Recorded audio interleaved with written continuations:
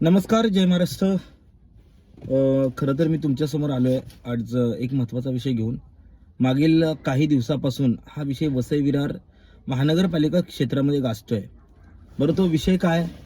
तर फेरीवाला. आणि फेरीवाला म्हणजेच काय, तर वसई विरार महानगरपालिकेने अचानक भयानक घेतलेला एक निर्णय, जो फेरीवाला पावती संदर्भामध्ये, की ती जी पावती जी होती मागील काही वर्षापासून, आणि सदरचा जो ठेका होता हा प्रभाग समिती लेवल वाईज एका ठेकेदाराला देण्यात आला होता. आणि त्या ठेकेदाराकडून प्रत्येक फेरीवाल्याकडून पावतीनुसार 40 रुपये वसूल जायचे. त्याचबरोबर ती जागा, जी जागा असायची त्या जागेच्या हिशोबाने ते पैसे, मग काही जणांना 100 रुपयाची पावती असायची, काही जणांना 500 रुपयाची पावती असायची. जे 500 रुपयाची पावती म्हणजे कोण, तर जे पानटपरीवाले आहेत, जे केळीवाले आहेत, ठेलेवाले आहेत. तर म्हणे हे लोक रस्त्यावर घाण करतात आणि यांची घाण आम्ही उचलतो, म्हणून तो एक वेगळी 500 रुपयाची एक पावती येते. ही पावती, आता ह्या मागील मी पावत्या पाहिल्या होत्या. मागील 1 वर्षापूर्वी ह्या पावत्यांचा जो विषय होता तो आपण घेतला होता, की ह्या 500 रुपयाची पावती द्यायची आणि 1000 रुपये वसूल करायचे. हे फेरीवाला ठेकेदार म्हणजेच राम कैलास यादव यांच्या माणसांकरवी, म्हणजे ह्या प्रभागामध्ये मंदार पिंपळे किंवा बाकीची काही लोक जे आहेत ही सब ठेका म्हणून किंवा त्यांच्याकडे काम करतात, ह्या लेवलवर हे लोक पैसे जमा करायचे. आणि या खोट्या ज्या पावत्या होत्या, या प्रभाग समिती एच्या पावत्या ज्या आहेत प्रभाग समिती सी मध्ये वाटल्या जात होत्या. परंतु वसई विरार महानगरपालिकेने अचानक त्याच्यामध्ये GST लावून जी 40 रुपयाची जी पावती होती ती 90 रुपये केली. आता ही 90 रुपये पावती केल्यानंतर या ठिकाणी जे बसणारे फेरीवाले आहेत, या फेरीवाल्यांना हा विषय परवडण्यासारखा नाही आहे. त्याचं कारण असं आहे की त्यांचं म्हणणं असं आहे की आजपर्यंत आम्हाला 40 रुपये पावती होती, पण कोणतीही आम्हाला इंटिमेट न करता वसई विरार महानगरपालिकेने वाढवलं. आता मागील काही दिवसापूर्वी मी एक व्हिडिओ पाहिला. प्रथमतः मी कोणत्या पक्षाचं समर्थन करणार नाही, आणि जो पक्ष चुकीचा असेल त्या पक्षावर बोलणं गरजेचं आहे. सो मागील काही दिवसापूर्वी पाहिलं तर भारतीय जनता पार्टीचे नवनिर्वाचित नगरसेवक जे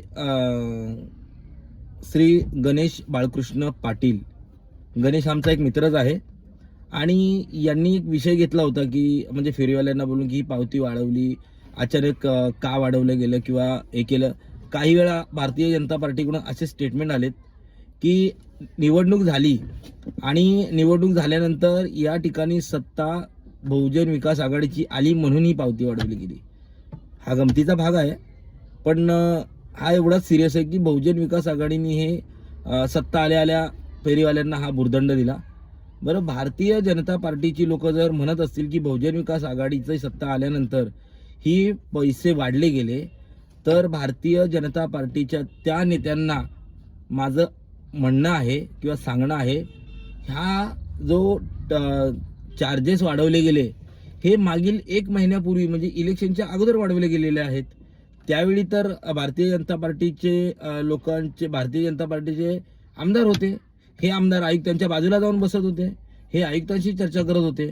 मग याच्यामध्ये बहुजन विकास आघाडीचा संबंध कुठून आला?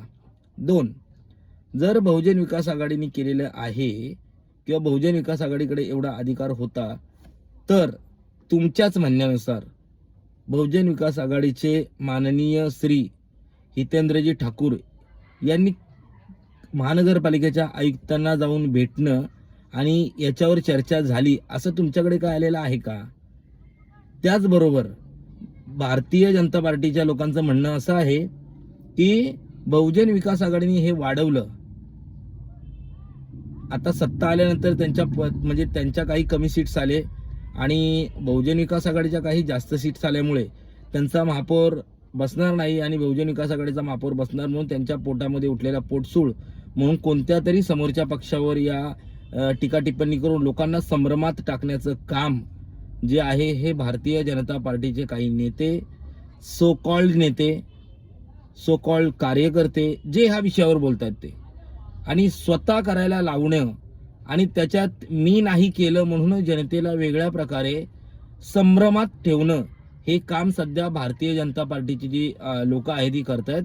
असं दाखवतायत की बघा, बहुजन विकास आघाडीची सत्ता आली म्हणून तुम्हाला मी सांगत होतो की बहुजन विकास आघाडीला न निवडून देता भारतीय जनता पार्टीला द्या. असा जो त्यांनी जो पायंडा किंवा असा जो प्रकार चालू आहे हा कुठेतरी चुकीचा आहे. मी पुन्हा सांगतो, मला कोणत्याही पक्षाचं समर्थन करायचं नाही, परंतु मी काही ज्या व्हिडिओच्या माध्यमातून पाहतोय आणि याच्यावर कुणीतरी बोललं पाहिजे. कारण जर एखादा व्यक्ती चांगलं काम करतो त्या चांगल्या कामाला बोलणं गरजेचं, पण ज्या भारतीय जनता पार्टीच्याच आमदारांनी जी चर्चा आयुक्तांसोबत केली असेल आणि आयुक्तांनी डायरेक्ट निर्णय, भले ते प्रशासक असतील हो, पण आयुक्तांना माहिती आहे उद्या महानगरपालिका आहेत, नगरपालिकेच्या निवडणूक आल्यानंतर हेच लोक आज आपल्याला करायला सांगतात, उद्या हीच लोक आपल्याला प्रश्न विचारणार आहेत.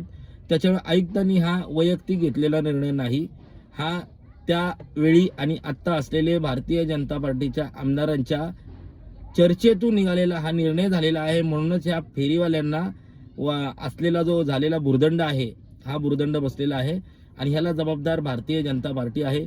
संपूर्ण फेरीवाल्यांना माझी विनंती आहे, या वसई विरार महानगरपालिका क्षेत्रातील सर्व फेरीवाल्यांना माझी विनंती आहे, होय या करवाढीच्या विरोधात तुम्ही रस्त्यावर उतरा. शासनाला कर मिळाला पाहिजे, परंतु तो कर मिळवायचे स्त्रोत हे खूप अनेक आहेत. मग तुम्हाला फक्त आणि फक्त फेरीवाला दिसतो का? सो वसई विरार महानगरपालिकेचे आयुक्त यांनी आता तरी खरं सांगावं की होय आम्हाला सन्माननीय आमदार असतील, सन्माननीय खासदार असतील, सन्माननीय मंत्रीगण असतील, या लोकांनी आम्ही चर्चेतून मार्ग काढला आणि 90 रुपये गेले. बरं, हे 90 रुपये केले याचा भुर्दंड ह्या गोरगरिबांना बसतोय आणि ही गोरगरीब रोज तुम्हाला शिव्या देतात, रोज तुमच्या आई बापाचा उद्धार करतायत. बरं, ह्या शिव्या मी तुम्हाला सांगायचं म्हटलं तर शोभादायक नाहीयेत. म्हणजेच काय की तुम्ही स्वतःच्या पायावर कुलाड मारून घेतली, पैसे तुम्हाला खिशातून भरे. अशी वसई विरार महानगरपालिकेचे करोडो अरबो रुपये घेऊन अनिल कुमार पवार पळून गेले, तेव्हा तुमची वसई विरार महानगरपालिका बुडली नाही का? आणि आत्ताच्या घडीला की वसई विरार महानगरपालिकेकडे फंड कमी आहे म्हणून तुम्ही कुठून तरी गोरगरिबांना त्रास देऊन हे वाढवण्याचा धंदा जर चालू असेल तर हा कुठेतरी चुकीचा आहे. त्यामुळे या वसई विरार महानगरपालिका क्षेत्रातील सर्व फेरीवाल्यांना विनंती आहे, होय आपण या दरवाढी विरोधात, या GST विरोधात रस्त्यावर उतरा आणि हा विरोध करा, विरोध दर्शवा, तरच कुठेतरी हे सगळं थांबेल, अनागोंदी कारभार थांबेल. अन्यथा हे कुठेही थांबणार नाही. आज फक्त टॅक्स वाढवला, उद्या अजून तुमच्या घरचे पाण्याचे बिल, घरपट्ट्या वाढवायलाही हे कमी करणार नाहीत. आणि या ठिकाणी 35 वर्षे ज्यांची सत्ता होती त्यांनी आतापर्यंत जनतेला पाळलं, तारलं, सांभाळलं, समजून घेतलं, परंतु ह्या 1 वर्षामध्ये या वसई विरार शहराची जी दुर्दशा भारतीय जनता पार्टीने करून ठेवली आहे ही एवढी भयानक आहे, एवढी भयावह आहे की शब्दात सांगता येणार नाही. सो मी या सर्व फेरीवाल्यांना माझी विनंती आहे, एकजूट व्हा, एकत्र या आणि अन्यायाच्या विरोधामध्ये जा विचारा. तुर्तास थांबतो. जय हिंद, जय महाराष्ट्र.